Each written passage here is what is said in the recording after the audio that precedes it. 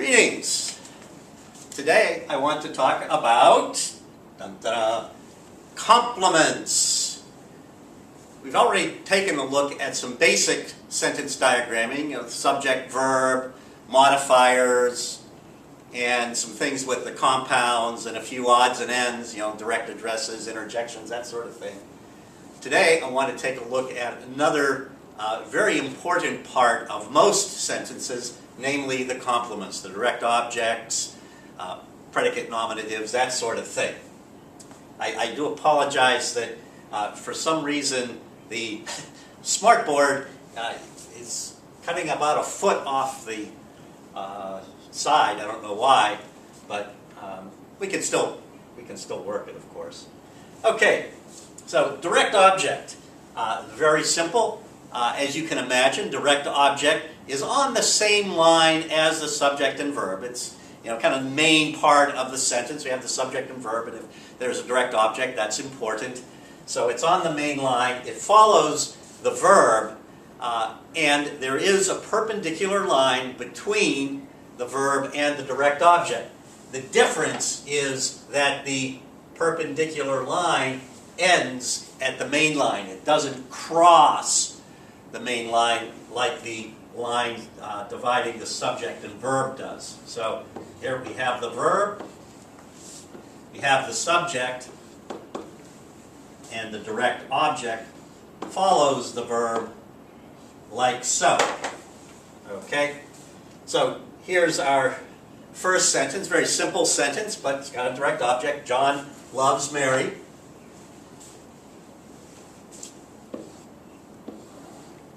Loves is the verb, John is the subject, and Mary is the direct object. And so it follows the verb with the perpendicular line separating the direct object from the verb, but again the perpendicular line ends at the main line. Okay, if there is a compound direct object, the main line is split in the same manner as it would be if it were a compound subject or verb, with a dotted line connecting the two halves and a conjunction on that dotted line. So, the lady served tea and scones. Okay, the verb is served. Lady is the subject. The modifies lady. Notice we have the capital T with the, because it's the first word in the sentence, and then tea and scones follows in the direct object position. So we have the perpendicular line showing it's the direct object,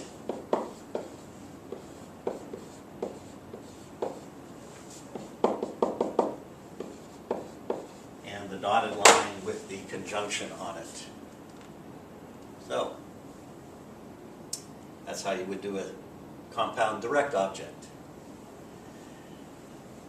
Object complement, objective complement remains on the main line as well, and it follows the direct object. Now, the difference is that it's separated from the direct object by a diagonal line going from left to right, a line that looks like that, and of course it ends on the main line.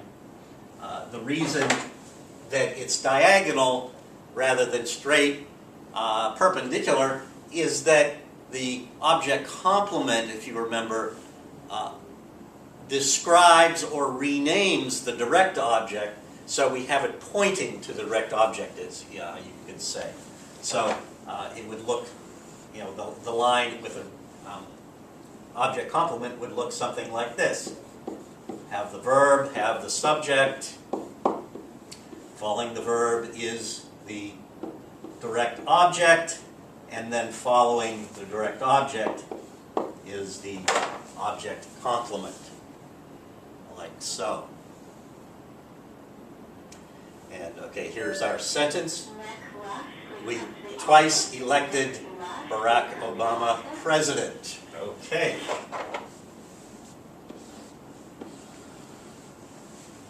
The line going to the right is going to be fairly long because we have both a direct object and an object complement.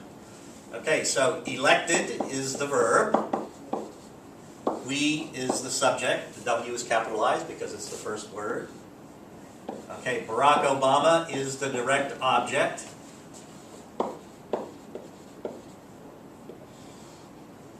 And then the objective complement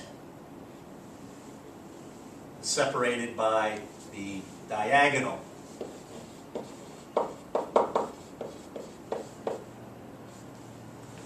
Okay.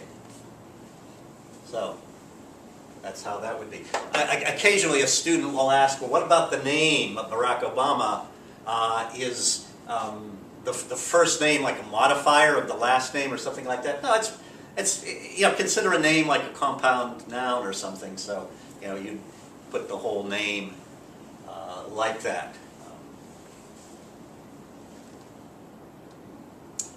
Okay. Indirect objects are a little different. Indirect objects do not go on the main line. Now, remember, of course, you always have to have a direct object in order to have an indirect object. But the indirect object goes on a line under the main line, parallel to it, because we want to have words with nouns and pronouns as much as possible to be horizontal, because a lot of times they'll have modifiers. But it's connected to the verb with a diagonal. So it looks something like this. Okay, we have the verb, we have the subject, we have the direct object, and then we have the indirect object. And that is on a line parallel to the main line, below the main line, with a diagonal connecting it to the verb. Everything does kind of center around the verb in terms of, when we think of the way a sentence is structured, and certainly we think of that when we're diagramming as well. Okay, so here is a sentence with the indirect object, give me my toy. Okay, give is clearly the verb. Notice this is a imperative sentence, so the subject is you understood. Okay, and what is being given? What are you asking the person to give to you? The toy. Give me the toy. So the toy is the direct object, so that goes after the verb with the perpendicular ending at the main line. And then who receives the toy, or hopefully receives the toy, is me. So the indirect object goes under the verb on a line parallel to the main line, connected by a diagonal like that. So that's how you would do indirect object. With both object complements and indirect objects, if they have a compound, you split the horizontal line they're on and write each part of the compound on a separate line and have the dotted line connecting them with the conjunction. So here they painted the walls blue and white. Okay, painted is the verb, they is the subject. What did they paint? The walls. Notice walls, or that modifies walls. And then blue and white is the object complement. So that follows the direct object. Split the line.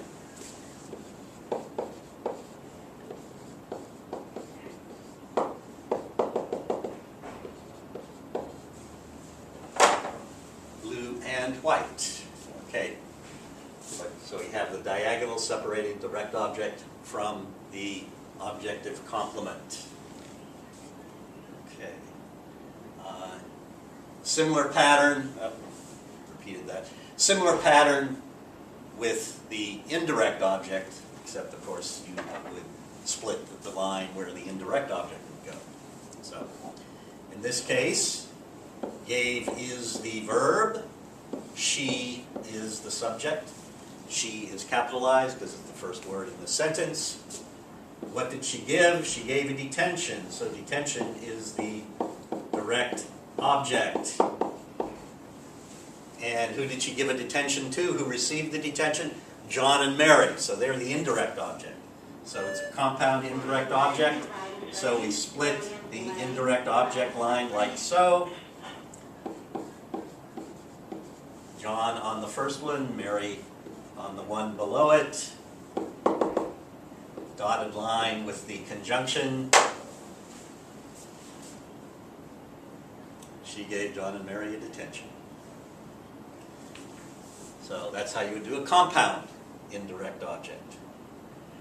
Okay, subject complements, predicate nominatives and predicate adjectives. Very similar. They go on the main line. Of course, they're with a linking verb.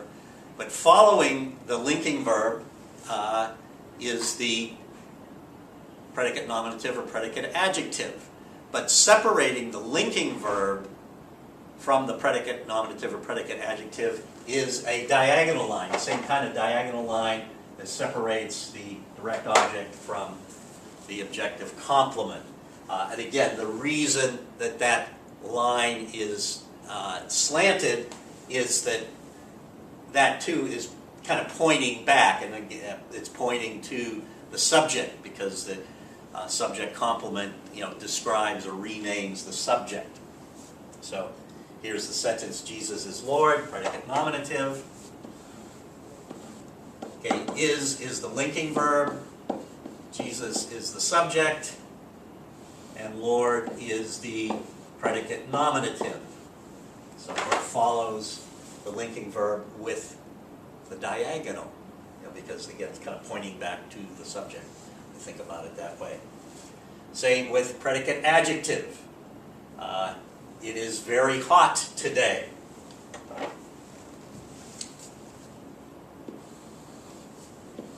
The verb is, the subject is it is capitalized because it's the first word of the sentence, and it is hot.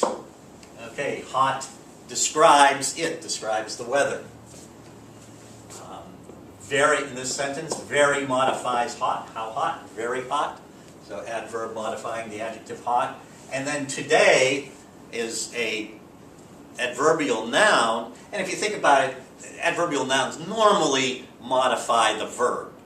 They say, when is it hot? It's hot today. So it's not modifying hot. It's not saying how hot or anything like that.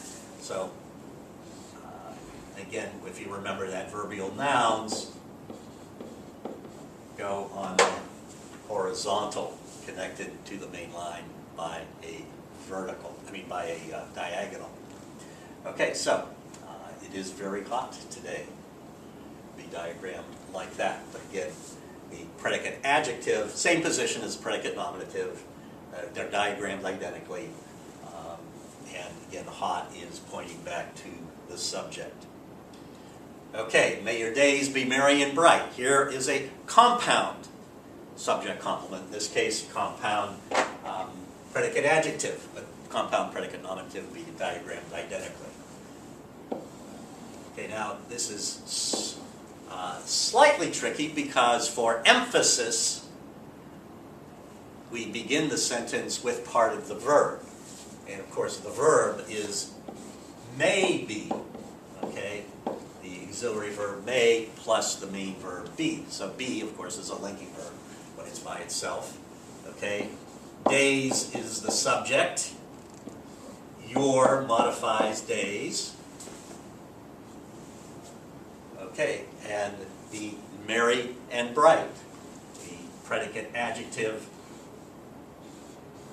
describing days. So, and again, it's compound, so we split the line. We have the diagonal separating the predicate adjective from the linking verb.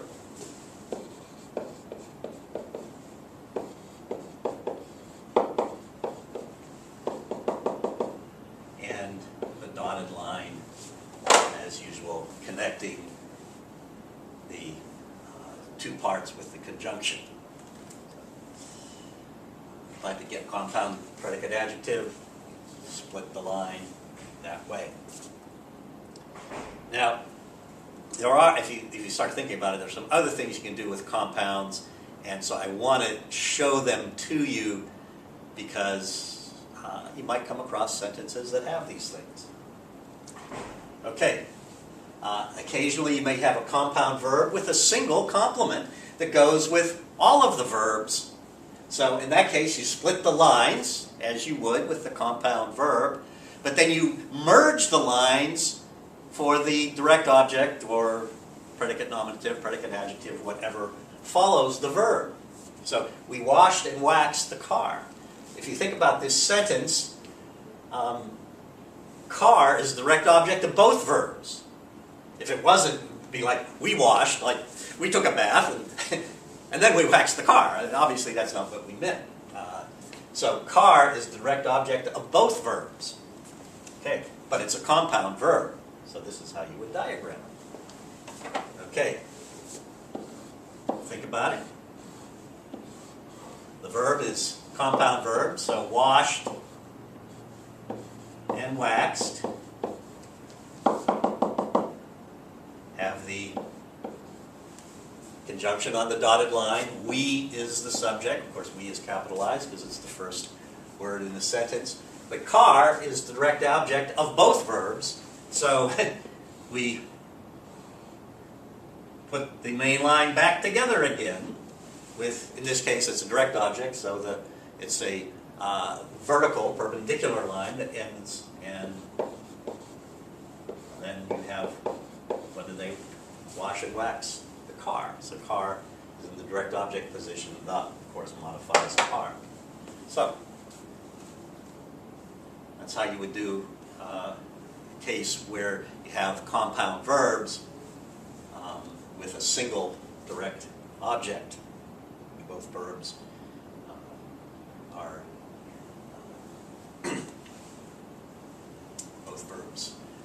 are acting on the same direct object. Okay, here we have a compound objective complement. They named, I'm sorry, direct object. Direct object with a single object complement. They named John and Mary co-chairpersons.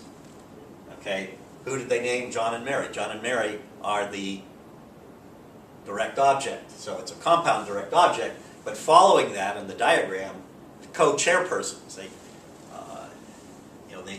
named the same thing. So in this case, verb is named, subject is they is capitalized, it's the first word. Named who or what? Named John and Mary. So it's a compound direct object, so that part is split. Dotted line connecting them, but what are they named? They're both named co-chairpersons. So the objective complement is a single objective complement for both parts of the direct object. So we have the diagonal for the objective complement, and then, I don't know if I can fit it all in, but no. Co-chairpersons. Okay. So that, again, this would be unusual, but it can happen. I mean, this is not, unusual sentence in that respect, but that's how you would do it. Okay. Now here's one. This one, perhaps, you really have to think about a little bit. This one has a compound subject, the brothers and sisters, and it's got compound verb too. But notice there are 3 verbs and 2 direct objects. They first washed and waxed the car and then mowed the lawn. So first modifies washed and waxed, then modifies mowed. Car is the direct object of both wash and wax, but not mowed. Lawn is a different direct object from mow. So this is about as complicated as you would get with compound complements. but let's see how it would be done. Okay, we would have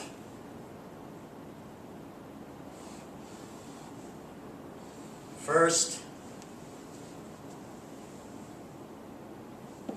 the verb washed and waxed, but we wouldn't have, it wouldn't be evenly split from mode, because first modifies washed and waxed but not mode, so we split the mode a little bit farther along, so we can have the first here, and that kind of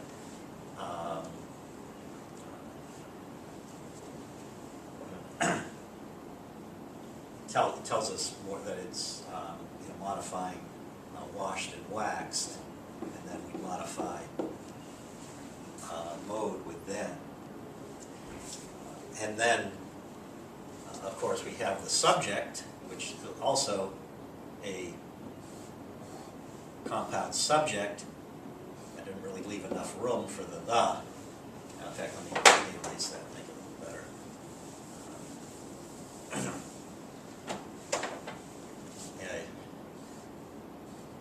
It's worth doing sentence diagramming using a pencil because you do erase frequently.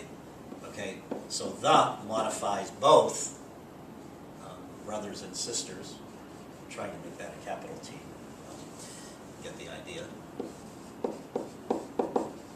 Brothers, sisters, and okay. But then washed and waxed the car.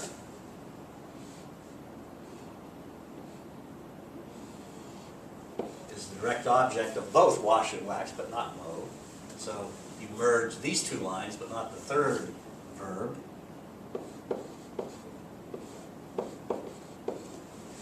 Wash and wax car, and the modifies car.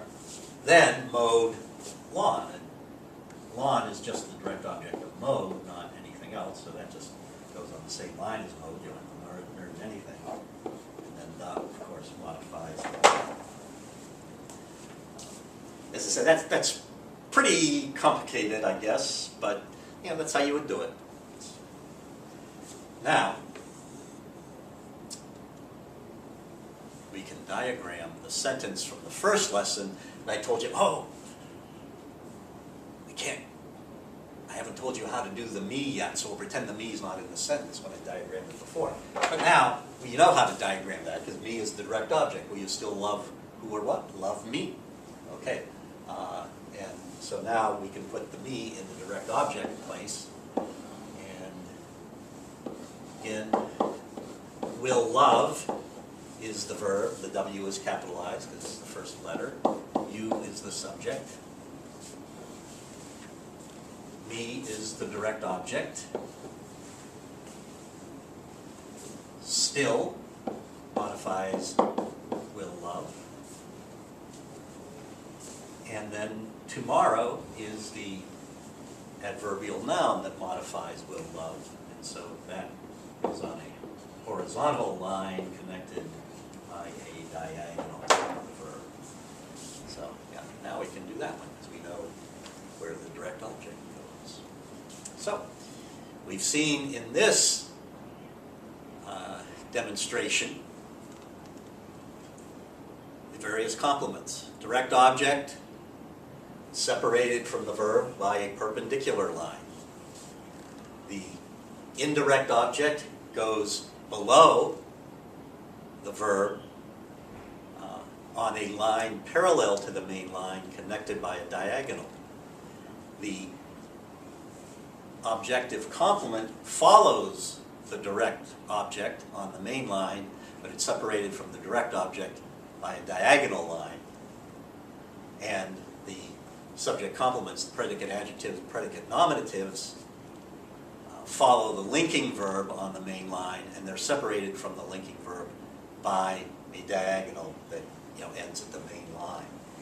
And all of those, if they're compound, then you can split the lines as we've seen before with the dotted line between them with the conjunction, if there's a conjunction. So, got a lot of basic diagramming down now. And again, if you have any questions, be sure to ask them in class. If you're not in the class, but you're watching this on the internet, you can always ask questions by going to englishplus.com and going to the contact page, and somebody from English Plus will be happy to answer your questions. Thank you very much.